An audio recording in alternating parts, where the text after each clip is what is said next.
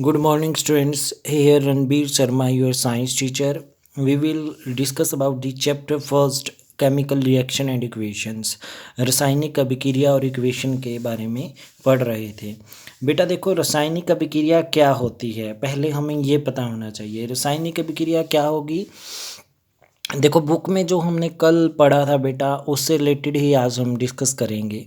अब chapter first है बेटा हमारा chemical reaction and equation. Chemical reaction, chemical reaction, chemical reaction होती क्या है बेटा? केमिकल रिएक्शन होती क्या है? देखो, the reaction in which new substance is formed, new substance is formed, नया सब्सटेंस बनेगा जिस रिएक्शन में, और जो नया सब्सटेंस बनेगा बेटा उसकी फिजिकल और केमिकल प्रॉपर्टी हैं जो बिल्कुल अलग होंगी। Physical and chemical property different होंगी। केमिकल प्रॉपर्टी क्या होंगी? डिफरेंट होंगी। उसको क्या बोलते हैं? केमिकल रिएक्शन बोलते हैं, केमिकल चेंज बोलते हैं। क्या बोलते हैं उसको? केमिकल चेंज बोलते हैं। जैसे बेटा हमारे पास लोहा है, अगर लोहे के ऊपर क्या लग जाता है? जंग लग जाता है, जर लग जाता है। मान के चलो ये लोहे की पाइप है, ठीक है, इसके ऊपर क्या लग गया? जंग लग गया, जर लग गया, रस्ट लग गया, रस्टिंग ऑफ आयरन बोलेंगे। क्या बोलेंगे? रस्टिंग ऑफ आयरन, ठीक है। तो जो ये जंग लगा है बेटा, इसकी प्रॉपर्टी अलग है लोहे से, ठीक है। ये हल्का होता है जो जंग होता है, और जो लोहा है वो क्या होता है? भारी होता है, ठीक है। It light weighted, it's heavy weighted, it's heavy weighted. तो प्रॉपर्टी अलग हो गई ना बेटा। दूसरी बात करते हैं हम, हमारा दूसरा था milk is converted into curd. अगर हमने मिल्क ले लिया बेटा, वो किस में चेंज हो गया? मिल्क कर्ड में। किस में चेंज हो गया? कर्ड में। अब दही की प्रॉपर्टी अलग है और दूध की अलग है। दूध से बहुत सारी चीज़ें बनाई जा सकती है, पर दही से बेटा, दही से दूध तो नहीं बनाया जा सकता, पर दूध से क्या बनाई जा सकती है? दही बनाई जा सकती है। तो ये इरिवर्सिबल चेंज होता है। कौन सा होता है? इरिवर्सिबल चेंज, ठीक है। तो हमारे पास केमिकल चेंज को एक और नाम बोल सकते हैं हम, इरिवर्सिबल चेंज भी बोल सकते हैं, ठीक है। दूसरा होता है बेटा हमारे पास फिजिकल चेंज। दूसरा कौन सा होता है हमारे पास? Physical change. दूसरा कौन सा होगा हमारे पास?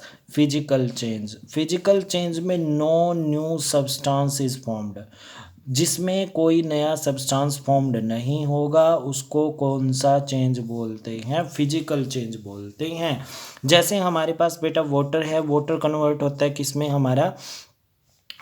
या तो वाटर कन्वर्ट होता है बेटा आइस में, आइस कन्वर्ट होती है वाटर में, वाटर कन्वर्ट होता है वेपर में, वेपर कन्वर्ट होते हैं द्वारा पानी में। तो सभी रहता तो पानी है ये बेटा, चाहे आइस फॉर्म में है, चाहे वाटर फॉर्म में है, चाहे वेपर फॉर्म में है। जिसमें ओनली स्टेट चेंज हो, ओनली स्टेट चेंज हो, उसको क्या बोलते हैं हम? फिजिकल चेंज बोलते हैं। जैसे आइस कन्वर्ट हो गई वाटर में, वाटर कन्वर्ट हो गया वेपर में, ठीक है। और दूसरा एग्जाम्पल है बेटा इसका वैक्स। दूसरा एग्जाम्पल कौन सा है फिजिकल चेंज का? वैक्स। देखो बेटा वैक्स है, जब मेल्ट होगी तो मेल्टेड वैक्स होगी, उसको फ्रीज कर दो, ठीक है, फिर दोबारा फिर किस में बन जाएगी? वैक्स में कन्वर्ट हो जाएगी। घी है बेटा, घी देखो सॉलिड फॉर्म में है, उसको थोड़ा हीट कर दो तो लिक्विड फॉर्म में आ जाएगा। किस फॉर्म में आ जाएगा हमारे पास? लिक्विड फॉर्म में आ जाएगा। तो ये हमारे पास सभी क्या क्या है? फिजिकल चेंज के एग्जाम्पल है। दो तरह के चेंज होते हैं, कौन कौन से? फिजिकल चेंज, ठीक है, और दूसरा कौन सा होता है हमारे पास? Chemical change. दूसरा कौन सा चेंज होता है? Chemical change. जहां हम यहाँ सिर्फ केमिकल चेंज की बात करेंगे, जहां केमिकल चेंज होता है वहां क्या होती है? केमिकल रिएक्शन होती है। क्या होती है? केमिकल रिएक्शन होती है। एक बात और रह गई बेटा, जैसे आइस है, आइस को किस में चेंज कर दिया? वाटर में। वाटर को दोबारा क्या बना सकते हैं? आइस बना सकते हैं। तो ये क्या होता है? रिवर्सिबल चेंज होता है। क्या होता है? रिवर्सिबल चेंज होता है। कौन सा चेंज होता है? Reversible change. फिजिकल चेंज को दूसरा नाम क्या बोलते हैं? रिवर्सिबल चेंज भी बोलते हैं, ठीक है। जहाँ केमिकल चेंज होगा वहाँ क्या होगी? केमिकल रिएक्शन होगी। क्या होगी? केमिकल रिएक्शन होगी। जैसे बेटा हमारे पास एक एग्जांपल है, बुक में से देख लेते हैं थोड़ा सा आज हम। बुक में क्या था बेटा देखेंगे। देखो बेटा, केमिकल रिएक्शन को समझने के लिए यहाँ देखो क्या दी गई है, एक एक्टिविटी दी गई है। The activity needs the teacher assistance, कहते हैं टीचर होना चाहिए। It would be better if students wear suitable eye glasses, कहते हैं अच्छा होगा ये एक्सपेरिमेंट अगर आप आंखों पर चश्मे वगैरह लगा लें, ठीक है। Clean A magnesium ribbon about 3-4 centimetre long by rubbing it sand paper, कहते हैं जो मैग्नीशियम रिबन होता है बेटा सिल्वर कलर का होता है, ठीक है, ठीक है। तो 3-4 सेंटीमीटर लंबा ले लिया। Hold the pair of tong burn it using separate lamp, कहते हैं हमने इसको बर्न करना शुरू कर दिया, जैसा यहाँ दिखाया गया। देखो ये लैंप है जिसमें से आग निकल रही है, इसमें हमने बर्न करना शुरू कर दिया। जैसे जैसे जलेगा बेटा नीचे देखो गिरता जा रहा है ना ये सब्सटेंस, जो सब्सटेंस गिरता जा रहा है बेटा ये वाला सब्सटेंस जो इसमें इकट्ठा हो रहा है ये मैग्नीशियम ऑक्साइड है। क्या है?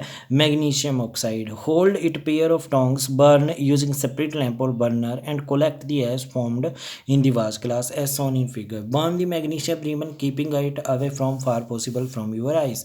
बेटो देखो जब हम इसको बर्न करते हैं तो लार्ज अमाउंट में क्या प्रोड्यूस होती है? लाइट प्रोड्यूस होती है। क्या प्रोड्यूस होती है?